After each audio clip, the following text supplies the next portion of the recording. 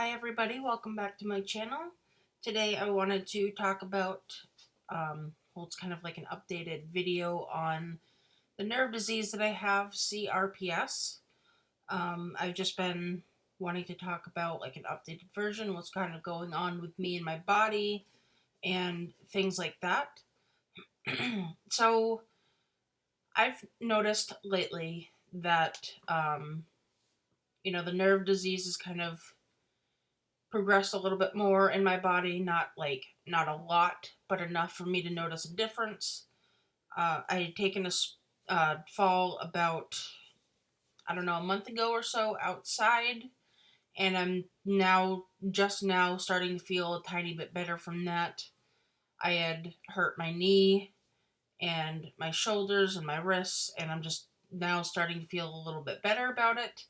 And I've noticed internally that it is, and it's going to be kind of personal, but kind of hopefully I can have somebody relate to this. But I've been noticing that it's been affecting my bladder, where I've been having like muscle spasms in it, which doesn't really surprise me because it is a muscle.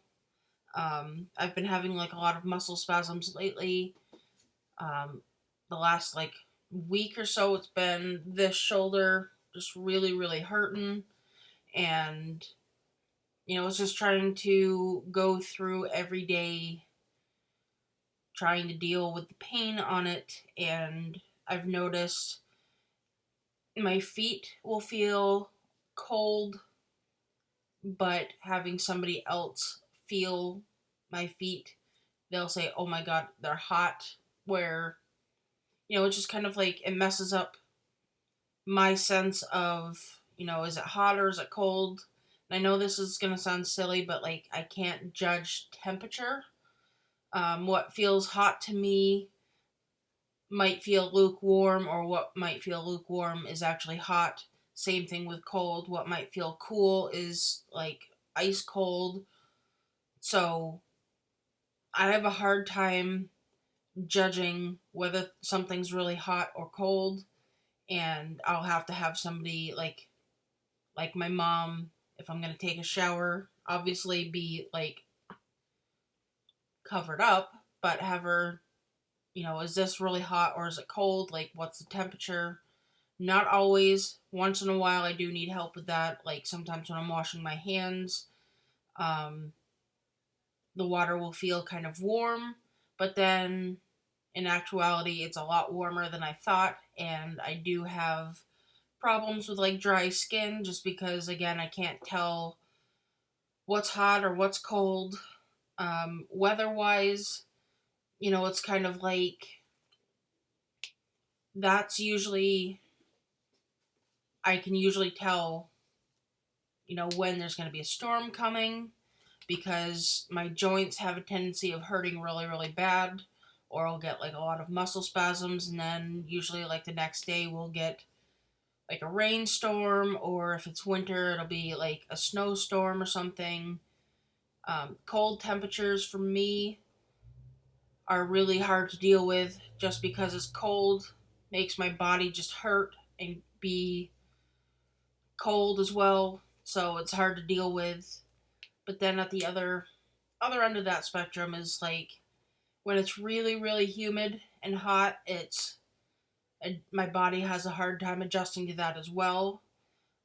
If it's just hot, I can deal with that better than hot and humid, and I can deal better when it's humid but not hot. And I hope that makes sense. But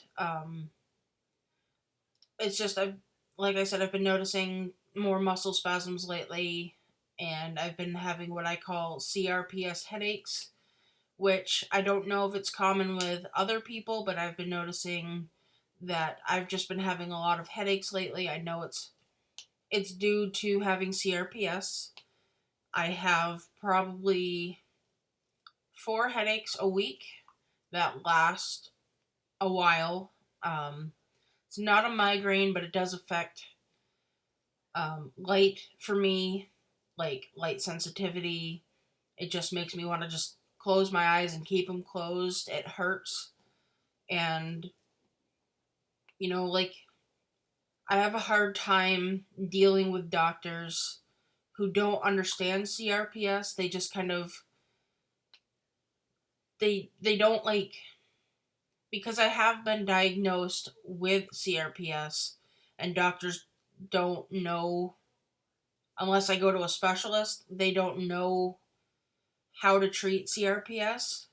So I deal with a lot of doctors that don't know how to treat me, so they just kind of suggest, why don't you try this? Why don't you do that? And it's just frustrating for me because I want answers, I want help to feel better, and they don't know how to make me feel better.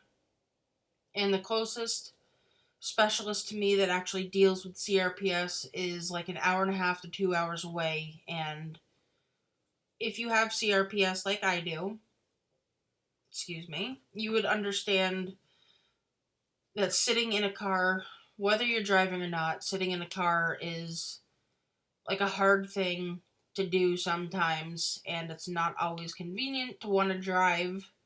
Just to drive there alone, be like 2 hours in a car and then waiting for a doctor, that's not always viable.